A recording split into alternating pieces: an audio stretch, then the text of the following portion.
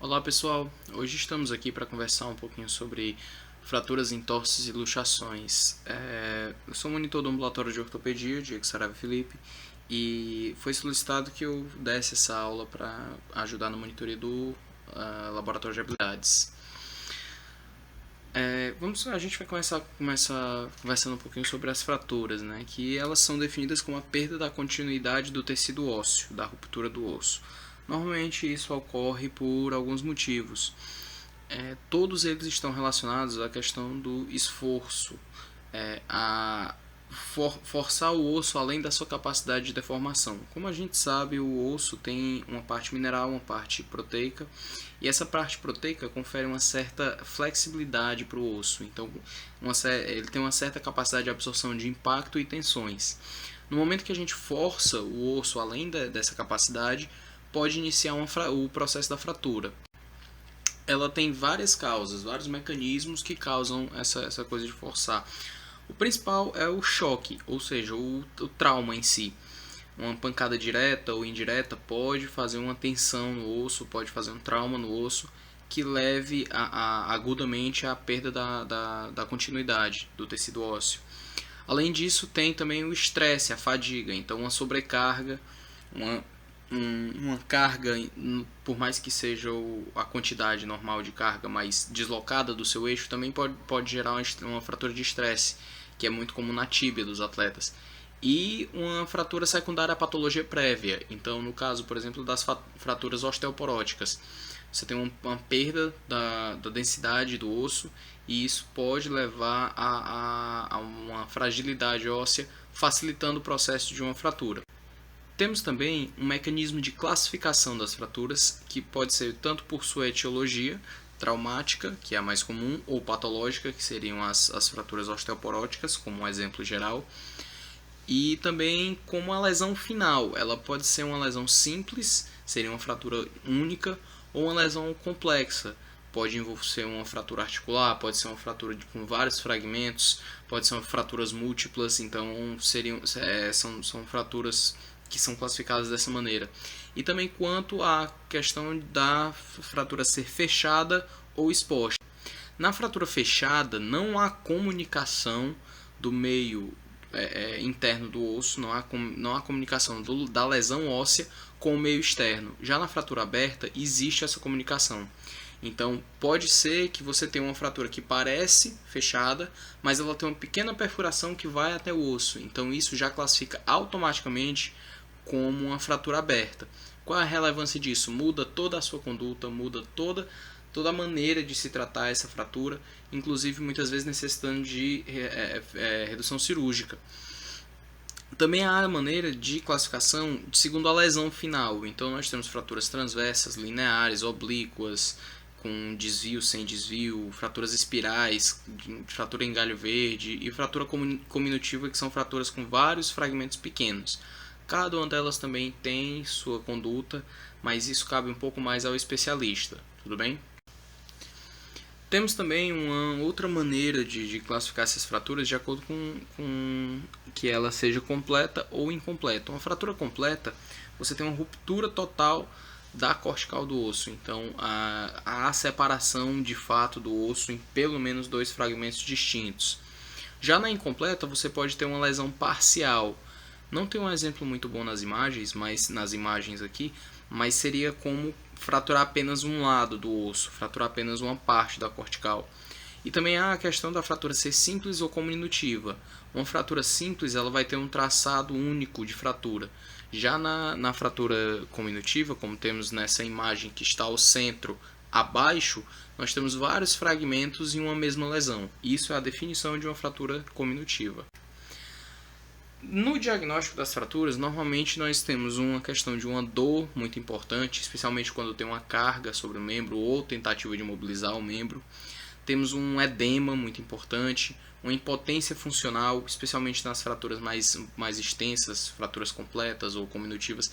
Há a questão do edema local, que é muito importante. Da impotência funcional, que seria a perda da força, a imobilidade, que é a incapacidade de realizar qualquer movimento. Nem em em nem todas as fraturas a gente vai ter deformidade, mas é um achado bem comum, especialmente nas fraturas que envolvem o antebraço, envolvem a tíbia, é muito comum que tenha essa deformidade. Uma fratura por estresse, por exemplo, ela dificilmente vai apresentar uma deformidade tão importante, mas pode ter, mas assim, não é uma coisa, não é patognomônico da fratura, não é tão necessário que haja essa deformidade. E um achado comum nas fraturas são as equimoses, pelo trauma direto ou indireto e acúmulo de sangue, e as crepitações. A palpação você encontra a crepitação óssea. Depois do tratamento adequado, existem as fases de consolidação da fratura. O hematoma fraturário normalmente ele dura umas 2 semanas e há o início do processo de formação óssea, de neoformação óssea. Então há inicialmente o calo fibrocartilaginoso.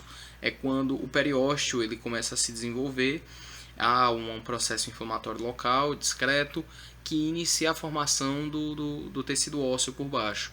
E há a primeira formação desse tecido fibrocartilaginoso que aparece como se fosse um calo mesmo. Essa é a consolidação clínica, que leva de 2 a 6 semanas no geral.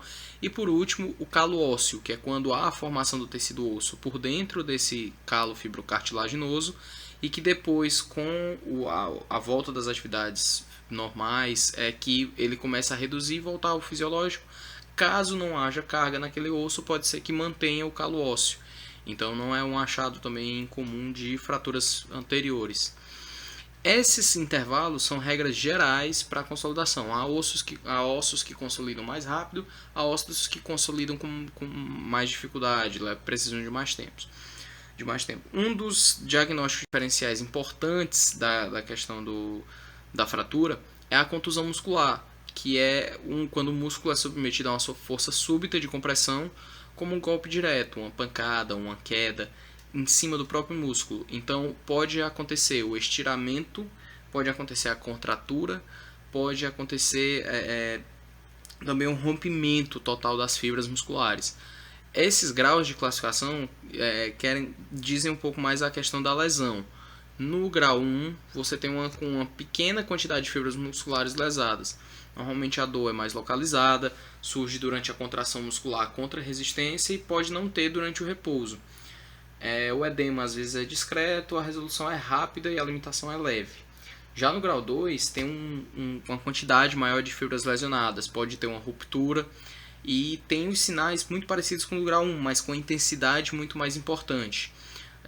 Tem dor, uma hemorragia moderada interna, claramente, processo inflamatório mais exuberante, uma limitação maior da função e é mais complicada essa resolução. E no último grau temos o grau 3, que é normalmente quando há uma lesão de mais de 50% do músculo, pode ter até a lesão completa, e tem uma perda importante da fisiologia do que seria o esperado normal para aquele músculo.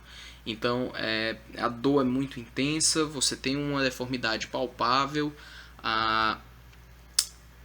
pode perder totalmente a função, a recuperação é muito pior, normalmente precisa de um acompanhamento especializado, precisa muitas vezes de cirurgia, então é bem mais complicado. Normalmente o protocolo inicial para tratamento se baseia no Price. Esse protocolo Price ele é utilizado em várias lesões ortopédicas mais simples, que o generalista mesmo pode passar. Então, ele se baseia na questão da proteção, você colocar algum tipo de proteção no local da lesão para evitar que tenha impacto, que tenha trauma, que volte a lesionar. A questão de estimular o descanso, o rest, que seria você evitar uma carga naquele grupo muscular, dando tempo para que ele retorne. O uso de gelo, ice, que seria a questão que facilitaria um pouco a analgesia. Você tem o gelo é analgésico, vasoconstritor, melhora a questão do edema, da inflamação local. A compressão pode ajudar, principalmente nos processos que geram edema, ajuda na drenagem linfática daquele edema. E por último a elevação, que também contribui para a drenagem linfática. Isso é um protocolo para lesões que se resolvem espontaneamente, não são lesões ósseas, que fique claro, lesões ósseas necessitam de imobilização. E finalmente entrando em um dos diferenciais das fraturas, que são as entorses. O que é exatamente a entorse? É um trauma provocado por uma movimentação abrupta e forçada de uma articulação além dos seus limites fisiológicos. Então, um tornozelo que faça uma inversão além do que seria o normal e faça essa inversão de uma maneira rápida e forçada, ou seja, quando há uma passada errada e ele é forçado além do seu limite de uma maneira muito rápida, com uma carga muito intensa, isso é uma entorse. Ela pode gerar outras lesões, como fraturas, ruptura de ligamento, estiramento muscular, mas o normal mesmo, o mais comum é que tenha só a entorse envolvida. Então, toda vida que você tem um processo em que há a movimentação além do que é o fisiológico, você tem uma entorse. Ela é popularmente conhecida como torção. Então você pode ter uma entorse de joelho, uma entorse de tornozelo, uma entorse de punho, mas a questão é, há essa etapa de forçar além dos limites, mas ele volta. Se mantiver a deformação, é o outro diferencial que a gente vai ver daqui a pouco. Na entorse, como eu estava explicando, esse aqui é o mecanismo básico mais comum da entorse, que é a questão da inversão do tornozelo, que sempre vai haver uma lesão ligamentar. Se há ruptura ligamentar total, é outra história, não é sempre que acontece. Mas toda vida que você força uma articulação além dos limites fisiológicos, ela tem, quando você provoca uma entorse, ela tem algum grau de ruptura de fibras, que gera justamente o processo. Normalmente as entorses são causadas por movimentos bruscos e violentos, puxões, rotações, passadas em falso, e vão forçar a articulação, seja no movimento normal além do limite, seja no movimento que a articulação não está, não é o movimento fisiológico da articulação, como é o caso, por exemplo, da entorse de joelho por rotação. O joelho não faz rotação interna ou externa. Normalmente o grau que ele permite é muito pouco e não está envolvido no movimento fisiológico. Mas quando ele tem esse forçando além do limite, é a entorse de joelho. As entorse mais comum que temos no nosso meio é a entorse de tornozelo. E ela pode ser classificada, não só a entorse de tornozelo, mas a entorse em geral, de acordo com os graus. Isso clinicamente acaba não sendo tão relevante, porque a gente acaba não baseando tanto o tratamento com base nesses graus. A gente vê muito mais qual articulação foi afetada, qual o mecanismo do trauma e qual vai ser a carga, qual vai ser a necessidade do paciente de acordo com suas atividades após isso. E daí a gente decide por uma conduta mais conservadora ou mais agressiva na parte cirúrgica. Temos como sinais e sintomas gerais das entorses a dor, a imobilidade, o edema e o hematoma. Esses 4 vão aparecer normalmente na parte articular. Isso vai levar a uma limitação que resolve-se ao longo de algum tempo. Lembrar sempre que a anatomia óssea e articular estarão preservadas, ou seja, você teve a entorse, mas a anatomia da articulação não se alterou. Se houve alteração permanente da anatomia da articulação, você teve uma luxação. E se houve alteração da anatomia óssea, você tem uma fratura, muito provavelmente uma fratura articular. Para que se possa afastar essa questão da fratura articular, foi desenvolvido o protocolo de Ottawa. Ele foi desenvolvido para que a gente analise o paciente que vem com uma história de entorse do tornozelo, uma história recente de entorse do tornozelo na emergência, e daí a gente pode dispensar com 98% de certeza que não há fratura, a gente dispensa a realização do exame de imagem no tornozelo. Como é que é feito o protocolo de Ottawa? Quais são as regras de Ottawa, que é o nome oficial? É pela palpação do bordo posterior e extremidade distal, do maléolo lateral. Também procede-se da mesma maneira do maléolo medial, a base do quinto metatarso, que fica lateralmente no médio pé, e a palpação do osso navicular, que fica medialmente também no médio pé. Essas regiões ósseas, esses ossos são os mais comumente envolvidos em fraturas no processo de entorse. Há também uma outra regra que seria a incapacidade de suportar a carga imediatamente durante a observação clínica. Então a incapacidade do paciente dar 4 passos apoiando, mesmo que com dor, o pé no chão. Quando que as regras de Ottawa serão positivas? Com a dor, a palpação de qualquer um desses locais e com a incapacidade de firmar o pé no chão. Com base nisso, a gente não afirma que veio fratura, a gente afirma que é necessária a realização do exame de imagem para se averiguar a possibilidade de fratura. Então temos aqui um caso, por exemplo, da fratura do maléolo medial, onde o paciente fez um movimento de inversão e fraturou essa região. Ele apresenta-se normalmente com muita dor, a palpação do local, não consegue apoiar o pé no chão.